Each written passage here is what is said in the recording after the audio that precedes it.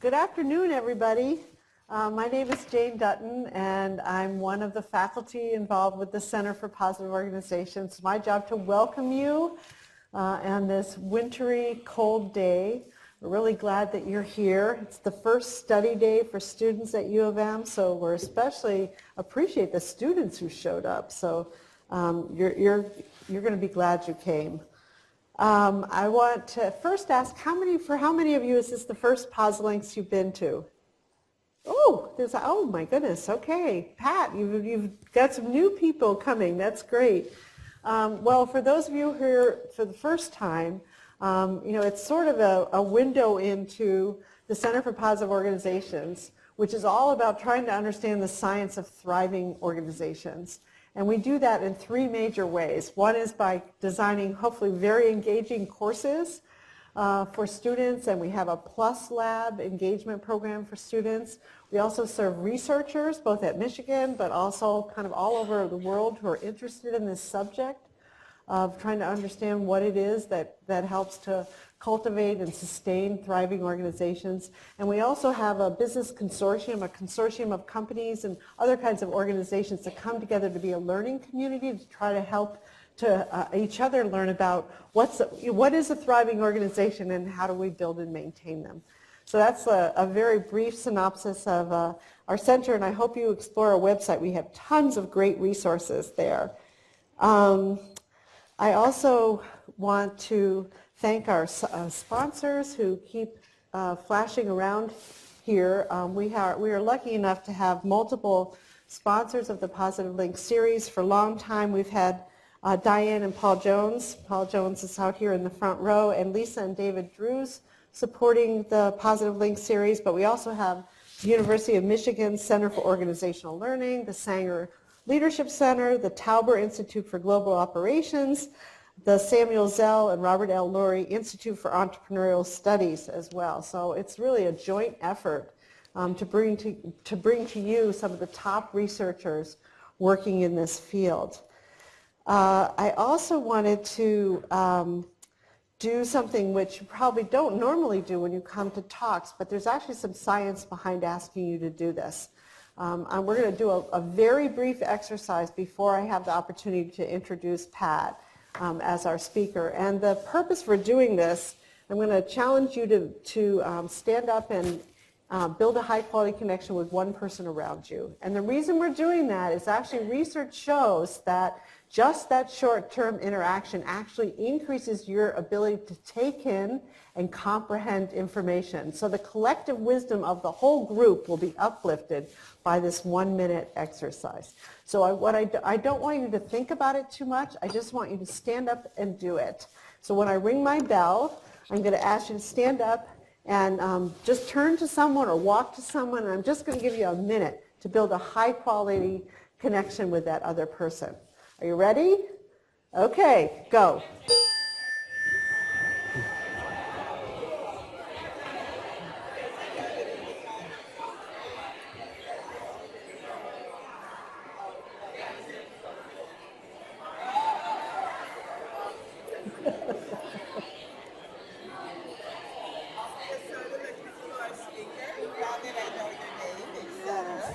Yes. Oh, I'm going to just turn off my mic.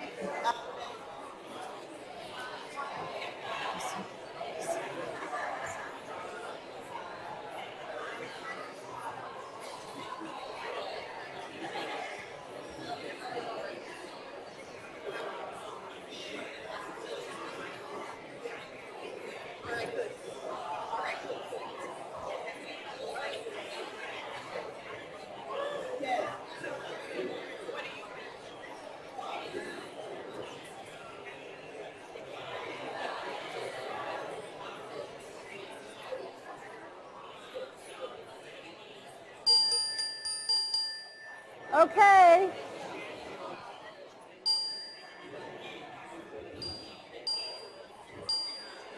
This is a good sign that I'm having trouble disconnecting you.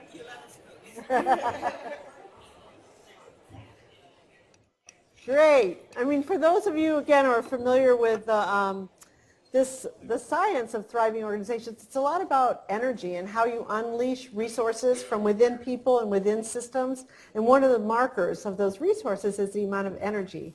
So I don't know about you, because you were already engaged in conversation, but I was watching. If I had a meter that could measure the vitality in the room, it just went up, which is perfect, given we have a fantastic speaker here. So it's my privilege to introduce Patricia, who also goes by Pat Yulin. She is the Associate Dean and Associate Professor at the Desautels Business School at McGill University. She's a native New Yorker. She grew up in Queens, and she had a former life as a vice president at Citi, where she managed the financial centers in New York. I know about her, I started to know about her because she got her PhD at New York University, where I used to work. And I heard about Pat when she was a doctoral student. My former colleagues characterized Pat as courageous, innovative, and a go-getter. They also said that she is, and I quote, a truly kind and warm-hearted person who cares deeply about people, both the people in her life and the people she studies in her work on facades and authenticity. She's also a person of great integrity. She has lived up to this fine reputation that she had as a PhD student. Pat is a total pioneer focused on the topic of authenticity at work before people even noticed this was a legitimate topic in our field. Her 20 years of working on the process by which people align their internal sense of who they are with their actions has made her that pioneer. She's given us a rich foundation for starting to understand the complexities of the experience of authenticity. I greatly admire the carefulness of her scholarship and the fact that she does not take such an important topic like authenticity lightly.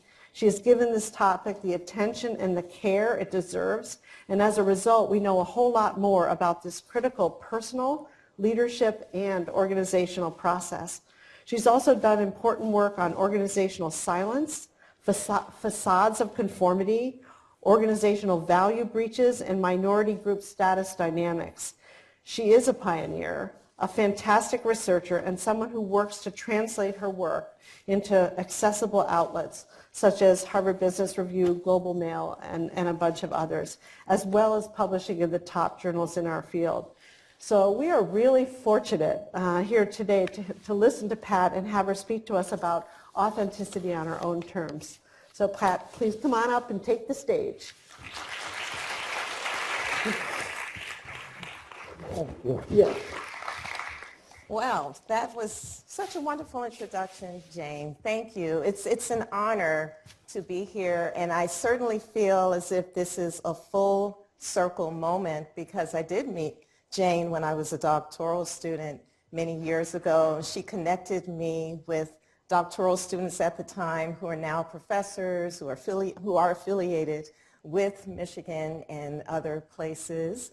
And we are still really good friends as a result of this connector here.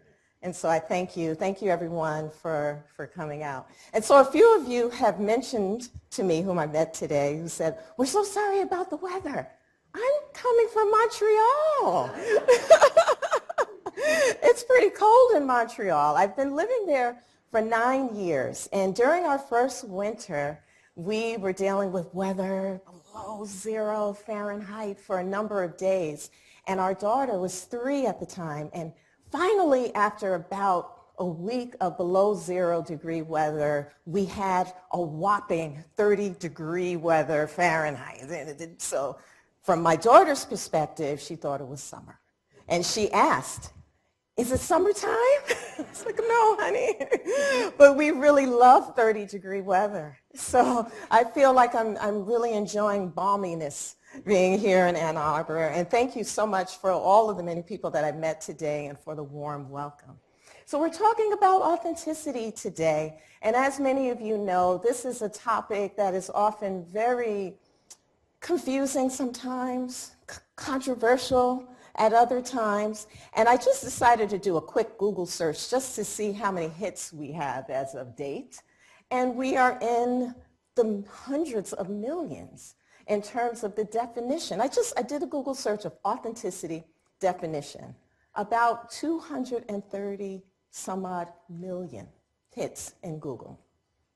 So authenticity is a huge, huge topic. And we're going to have a conversation about what authenticity means to ourselves personally. How can we be authentic on our own terms? So we're going to talk about having some agency in terms of what authenticity actually is. So in general, the definition of authenticity in research is the alignment between a person's internal sense of self and outward behavior. Basic, simple. There are two types of authenticity. One is where we internally feel we are experiencing authenticity. But then there's also the external experience when others judge us and determine whether or not we're actually being authentic. Today, it's all about you. We're going to talk about your experiences of being authentic and how that is connected to your overall experiences at work as well as in your personal life. So research continually shows that when we experience authenticity, when we feel that we're living out our personal values and our perspectives in different contexts, that we have a higher sense of well-being overall. We have lower levels of depression. We tend to be satisfied with life and so on. We are highly engaged at work. So there are a number of benefits to authenticity. Would you agree with that? I see a number of heads nodding. And so I think we're all on the same page in terms of that. Authenticity it's a good thing. There's also arguments that authenticity can give us a sense of power, that when we're authentic, we are energized to do more. Does this picture look familiar to some of you? I see a few heads nodding. And would it be maybe connected to a movie? I see a few heads nodding.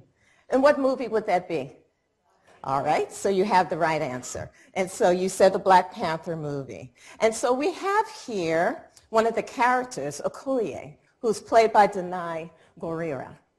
And Okoye, if you haven't seen the movie, you're not at a disadvantage, by the way.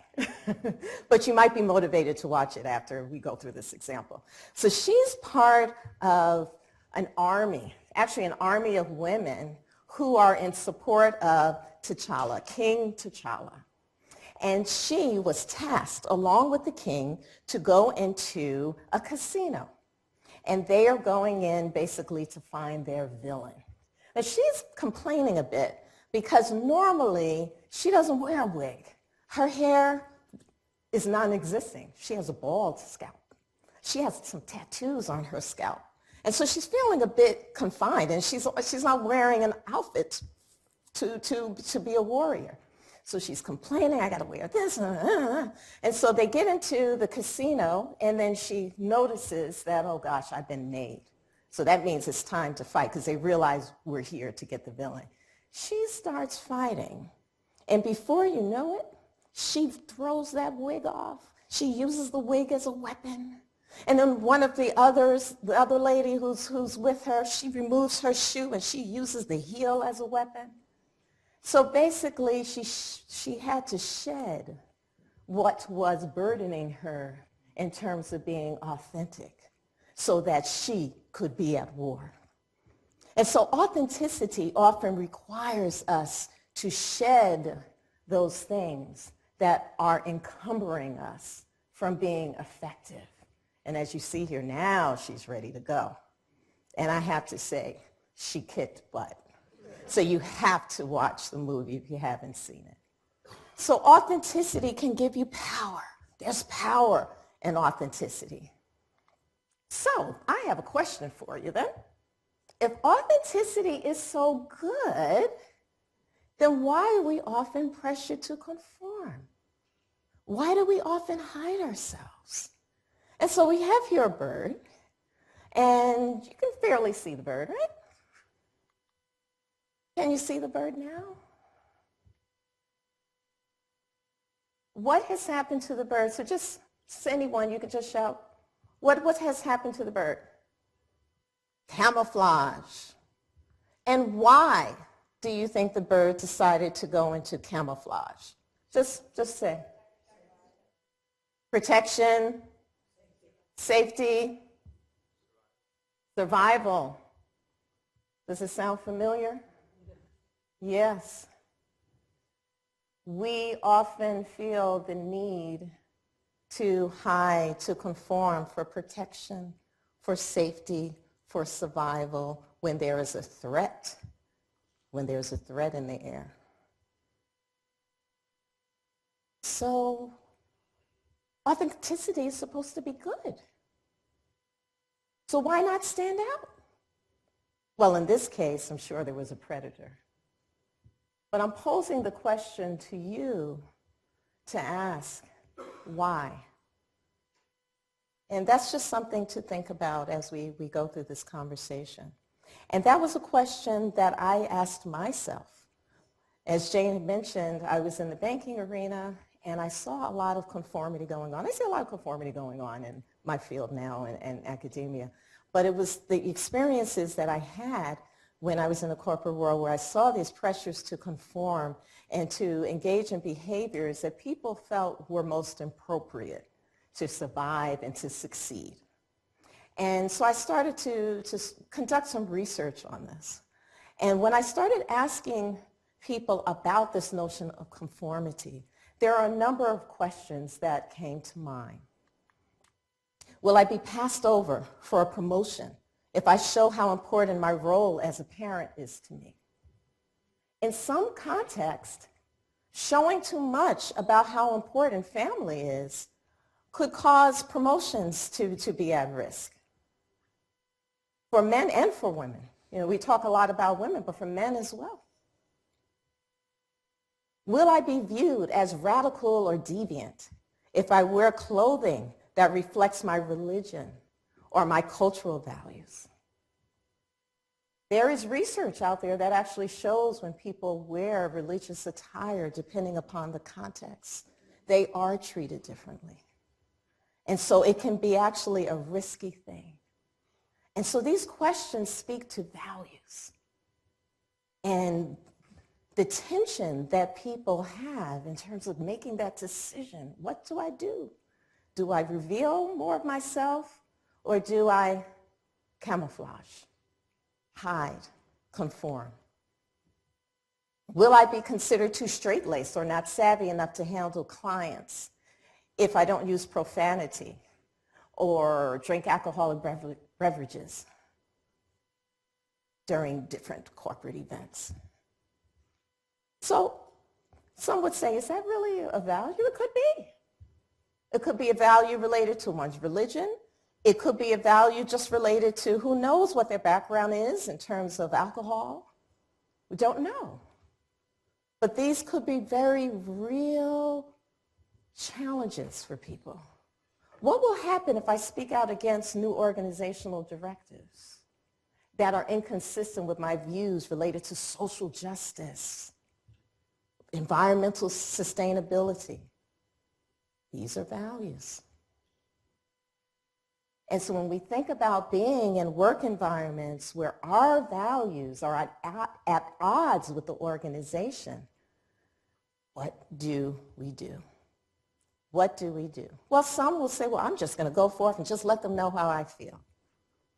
But in many, many, many, many, many situations, the decision is made to what I have called put up a facade of conformity, where they silence their divergent perspectives and pretend to go along with either the organizational values or what they perceive to be valued in the organization. And so there's a smile when there needs to be a smile. There's a frown when there needs to be a frown. There's a nod when there needs to be a nod. And so I had found in my research over the 20-year span, just conducting a number of survey studies, I found in general the trend is about 30%, about a third of employees in North America feel that pressure to suppress their personal values and to pretend to go along with the values of the organization. And these are through survey-based studies. And it's a pressure. It is a pressure. So let's talk about values. I'll talk a little bit about how that pressure lends itself to individual and organizational outcomes. And then we're going to look more on the positive side of things to say, all right, how can we be more authentic so that we don't have to deal with the negative consequences of creating facades? So my interest has been on values because when we're talking about authenticity, it's not about whether or not we should place the coffee maker on the second floor or the third floor, the way I'm looking at it. I'm looking more about aspects about ourselves, our identity, those beliefs, those perspectives that guide us into thinking what is right versus what is wrong, how to do life. We have core values and we have malleable values. And I like using the example of an avocado. First of all, because I love avocados. Question, did you have an avocado on your desk? I thought I spotted that avocado. I had a meeting with Gretchen Spicer over here, and I did notice, well, I love avocados. I can spy 1 mile away. And so, as you know, a ripe avocado is soft, right? And so I always say that the outer portion of the avocado, that soft part, relates to our malleable values. These are values that adjust, and some of you can think about when you started working here or came here as a student, you may have had some perspectives that have evolved. Or over our lives, for some of us, we can say, oh, yeah, I used to think this way, but my value systems have evolved a bit, and now I think more about that.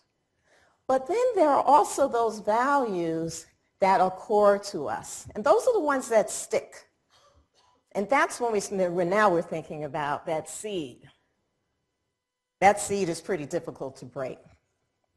And that's really what I'm talking about. Those values that are important, so important to us, they would be very difficult to break. It's doable, but those are the values that have stayed with us, for better or for worse, and they are with us. They're important to us. And if we compromise them, we're not going to feel pretty good. And so again, when we're talking today among ourselves about this notion of authenticity, I'm interested in values and the role of values. So these are some examples of core values. This is not exhaustive, to say the least, but I just wanted to give you somewhat of a framework. We can have core values related to politics, hot topic here. I was talking earlier and having a conversation about how in certain contexts there's an assumption that we might hold certain political values, and people start talking as if they know your political values. And if these are people who are in higher status positions, you may feel pressure to just nod your head or be silent, although your values might be different. There may be values related to your upbringing. It could be social or economic status. And when you have conversations and others are talking about this and you don't have that experience, and you may feel uncomfortable sharing your experience. And so you may be just silent about it. But then you think later, wow, why didn't I just say that when I was raised, this is what I experienced? And then we can go on and on. So what I'd like for you to do is think about some of those values that have stayed with you. Maybe one or two. I mean, we all could probably pick a number of them. But think about one or two. Keep them in your head. All right? Have you thought about one or two? Let me see some nods of heads. I don't see enough nods of heads. All right. Thank you. Because we're going to come back to that. So going back to creating facades of conformity. And so earlier I had mentioned that about 30% of people are saying, yeah, I do feel like I have to put on a facade in order to fit in, to survive, and to succeed. And so I wanted to know, what role does the organization play And what role does the individual play?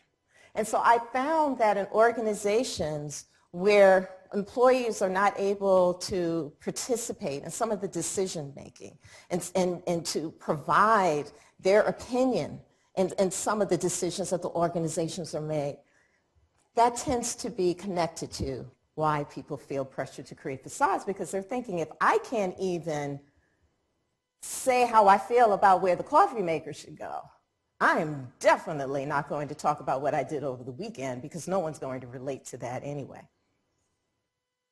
If there's a lack of psychological safety, and that's basically an environment where people can detect errors and say, hey, we made a mistake here in our process. Let's fix it. If the organization does not even allow for that, of course, people are not going to feel comfortable expressing aspects about themselves that actually might be in conflict with what is valued by the organization. And I also found some leadership styles, and leaders have strong styles to the point where they could actually promote an environment for conformity where people don't want to rock the boat, and so on. I want to quickly mention minority status. In my surveys, I ask people the degree to which they feel that they are a minority, and then I ask them the categories in which they are a minority, so they just check off. It could be age, it could be political orientation, and so on. I had a counting variable, so I counted the number of factors. And so the more items that individuals identify as being a minority, the more likely they feel pressured to create a facade of conformity. I had a number of colleagues mention to me that, would it be different if you look at this topic in cultures where people are more collectivist-oriented versus individualist-oriented? I find that people who are more interested in harmony, collectivists, they are more likely to say, oh, I'm going to put aside how I feel so I don't rock the boat and contribute to group harmony. So that would be collectivism. Now this last one here, advice from trusted others. We have to be careful about that. I've had some older people in my lives who would say, be careful now, keep your head down. Everybody doesn't know what's going on in your life. Keep your head down. And that might have worked in years before. But maybe it's time to actually be more authentic, show more. So we have to really be careful in the advice that we receive. And then finally, we may want to be more authentic. We may want to say, hey, I'd like to bring more of myself in, but I don't know how. And so that's one of the reasons why we're here today, to talk about how can we be more authentic. What are the instructions? Usually when I have these types of presentations, I ask people, how many of you have ever been told when you were a child, just be yourself? So I see some heads nodded. Yeah.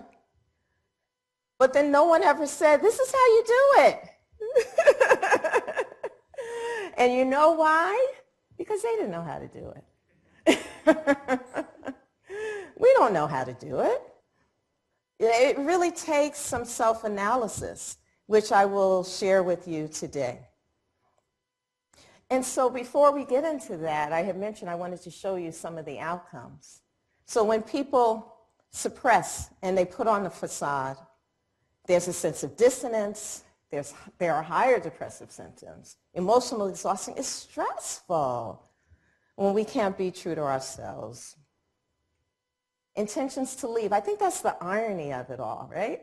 Because we're pretending to go along, we're suppressing, we're being inauthentic to survive and succeed, but then we find ourselves potentially leaving. That's the irony of it all. In work engagement, lower organizational commitment. So we can see that it complicates things when we're unable to be truly authentic. So I'd like to propose to you some ideas on how to be more authentic. And there are 3 key components that are very important to understand in terms of being authentic and doing authenticity well. That's really what I'm interested in. I'm not interested in just being authentic for the sake of being authentic. Yeah, I said it. And that's right, I said it, with the attitude. And people are offended. Well, let them be offended. I said the truth. I'm not really talking about that. I'm talking about authenticity that's relational based. You've heard maybe the quote, one man is not an island. We live in a world of relationships. And so if we are talking about authenticity, we can't think about it in isolation. Authenticity is relational. It's relational. We need to have a little of emotional intelligence mixed in. We need to have respect mixed in. We need to understand that if we really want to be authentic, we need others to listen and to understand. So authenticity requires perspective taking, not only from ourselves, but from others. I was talking to some of the students earlier, and one student said very poignantly, if you are going to be authentic, that requires you to be accepting of the authenticity of others. Again, we live in a world of relationships. And so it's important that we understand that how we exude our authenticity will be received from others. Now, I'm not saying that your authenticity should be one where you're going to be liked and everyone is, oh happy day. It's okay that your authenticity might challenge some. Challenges are okay, right? That's how we learn from each other. We might actually offend a bit. But if our authenticity is intended to hurt someone, to disrespect someone, I question our motives. And I question, why bother? Why bother? So authenticity is relational. I mentioned earlier when I asked you how many of you, when you were a child, if you were asked or told to just be yourself. And I think about our children today, and I think about how important it is for us to get this right. Because if we can't get it right, then we're just going to continue to perpetuate the dysfunction in terms of what being authentic is all about and what perspective taking is all about. And when I looked at this picture, I said, wow. The photographer, I guess, said, act like you're surprised or something, right? Because they're all, but each child is doing something different, right? And so I was thinking, well, what if they all just cover their eyes? It would still be cute, but I don't think it would be as interesting. What makes this interesting are those different reactions. And they're feeding off of each other. And so it's really, I really like that picture. And for me, as I think about my research and what I do, it's not just about us with the adults in the room. It really is about our future. And so let's keep that in mind. This is not just for ourselves, but it's for the next generation in terms of authenticity. So authenticity is also a personalized journey. So we've learned that authenticity is relational. And so as you can see here, this is a photo of an entryway. And you're entering in to really a beautifully manicured garden. For some, that's what authenticity looks like. This will be for those who are in environments where their values are lined up with the values of the context, whereas their, whatever it is, their the personal characteristics are lined up with what's valued in an organization. So when they exude authenticity, it's a welcome. It's a garden. It's generative. It's beautiful. And some of us, we can think about those situations when being authentic actually led us to that place. But in many cases, authenticity, the choice to be authentic, could be a bit risky. And you're making sure that you don't trip. Because if you trip, you might find yourself falling into shaky waters. So I mention this because as we are thinking about authenticity, I want to acknowledge that for some of us, authenticity can be risky. And I understand that, I acknowledge it. But I still encourage it. Authenticity could be a pathway with no footsteps. So you could be a pioneer. You're creating something because it's important to you.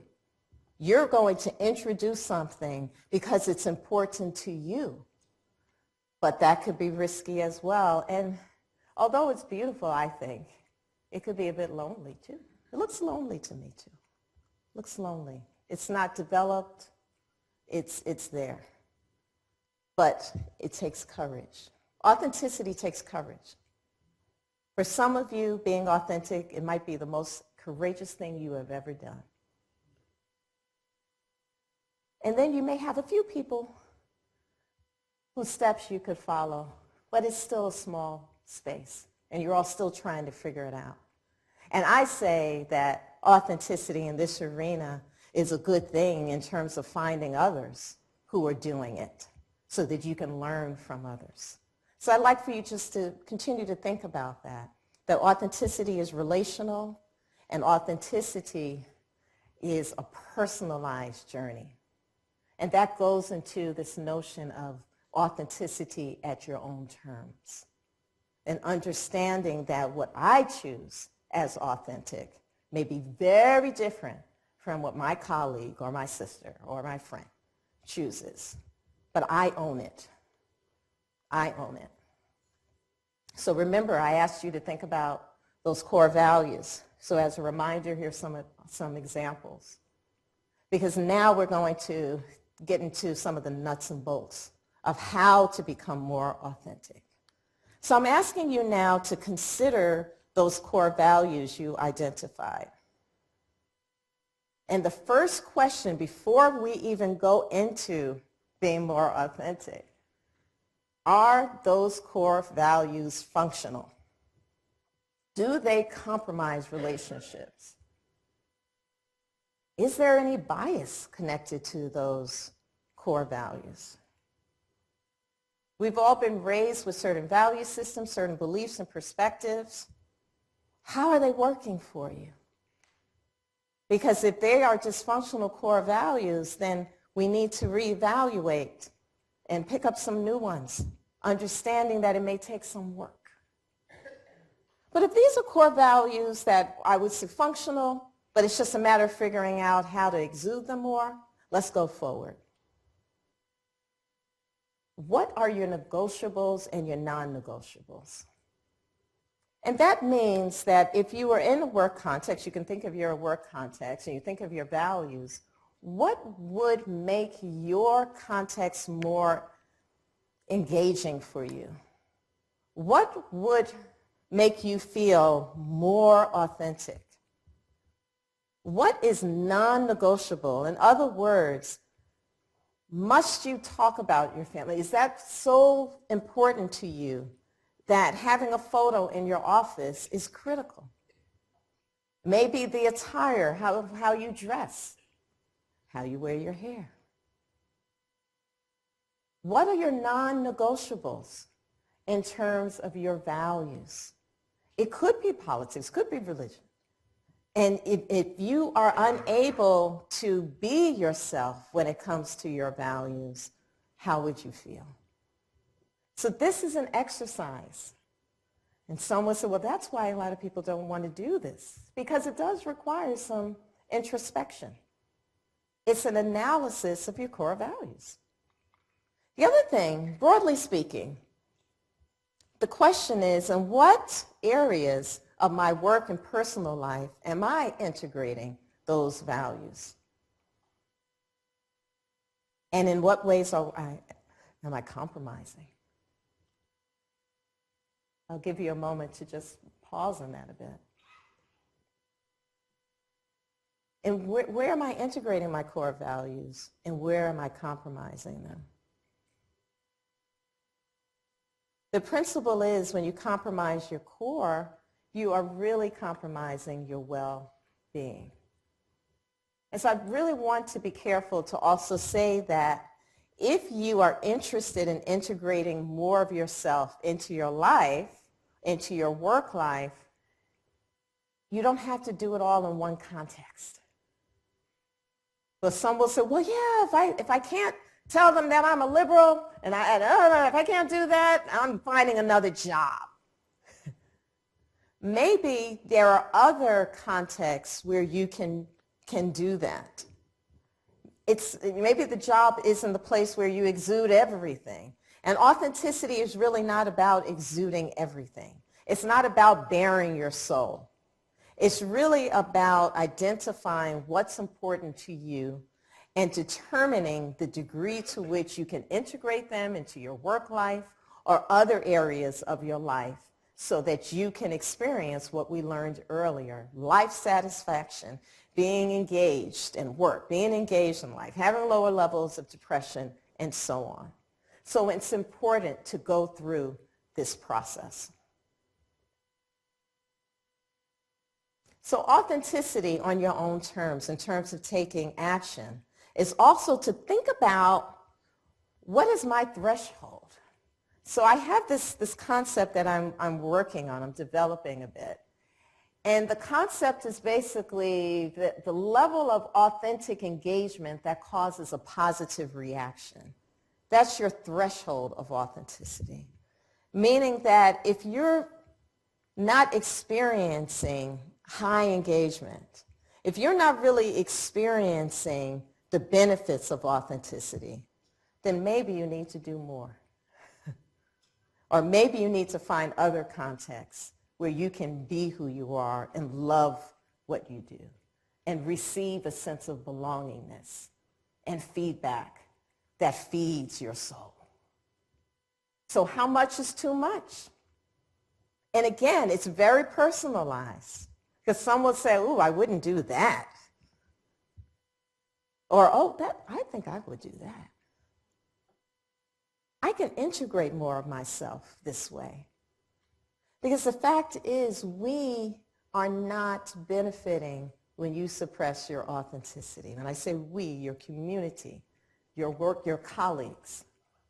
We need to see more. But at the same time, you want to experience that balance in terms of how much is too much, what is just right. I'm thinking about the three bears, right? This bed is too small. This one, it feels this way. And I don't even remember the whole story, but I remember the last part. This one feels just right. Finding that balance in terms of your authenticity and your values and bringing them in, that threshold, what level of authenticity makes it happen for you? And one way to do that is to think about those times when you were fully engaged. I was on the slide previous to this one or before. Think about those times when you were fully engaged and you said, this is my moment. I feel authentic. Who were you with? What were you doing? How can you replicate that more? And again, you may not get it all in your work context, but I encourage you to make sure that you get it in other contexts. Life can be quite short. And so if there are qualities, there are values that you feel like, wow, I'm not really engaging with others in this area that's very important to me, I need to make some changes. I may need to change my network, my social network. Maybe I need to share more about myself. So I have here identity disclosure, new conversations. Because maybe sharing is a way of saying, I'm feeling authentic. Now they know more about myself. And again, it might feel risky, but why not take the risk? Why not take the risk? See what happens. Maybe you do change your physical attire. I don't know. Maybe it's the photos, as I have mentioned. Maybe there are artifacts in your office. Take the time to think about those ways where you can bring more of yourselves, because when you do that, you will, I promise you, experience just a sense of satisfaction that you have not felt before. And again, organizations need that from you. Your colleagues need that from you.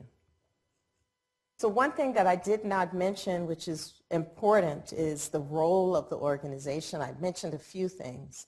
But as I think about organizations, I think about how the contemporary challenge of organizations today is, how do you manage a workplace where, all right, so you're encouraging authenticity. What do you do when everyone starts deciding, all right, well, I'm bringing in this perspective, I'm bringing in that perspective? As a leader, what do you do? That's a contemporary challenge, because now you have to manage diverse perspectives in a way where the organization is still efficient and it's still thriving. It's going to require more than ever courage from leaders. Leaders who are not afraid of difficult conversations. Leaders who are unbiased, because oftentimes there are contexts where they'll say, bring in your diverse perspectives. Oh, but not that one. And that's not going to work in today's world. Either we're going to welcome it or we're not. And so for those of you who are leaders or wanting to go into formal leadership roles, that is something of which you will need to contend more than ever, because people want to integrate more of themselves into the workplace. So it's going to require understanding how to manage the diverse perspectives in a way where we can leverage the differences that people bring into the workplace. That's the contemporary challenge of leadership. And those leaders who are willing to take this on will benefit from more innovative conversations and from organizational learning as a result of the diverse perspectives and as a result of employees just feeling confident and engaged because they're bringing their true selves into the workplace. So going back to you, some choices you'll need to consider, and I hope that you will.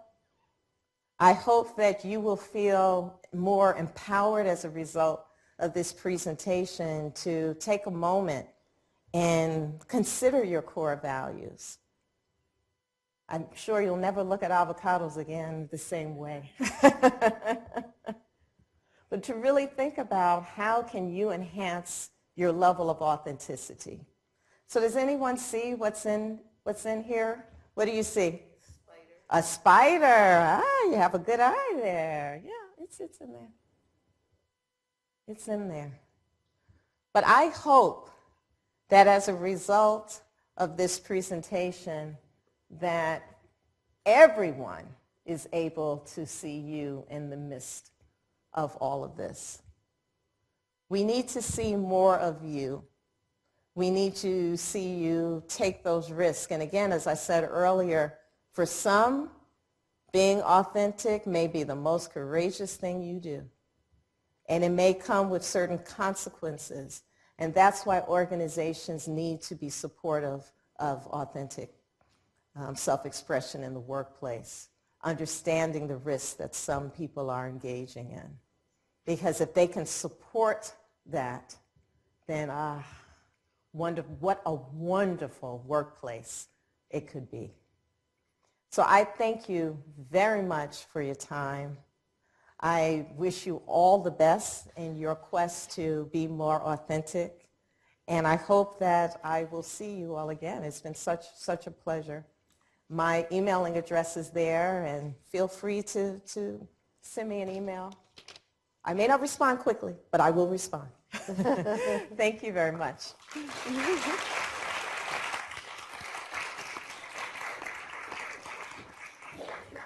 So we're going to be a little bit strict about the time because Pat's being whisked off to her flight. But it would be terrible to have her leave without having an artifact from the center. And here is just one small expression of our gratitude to you.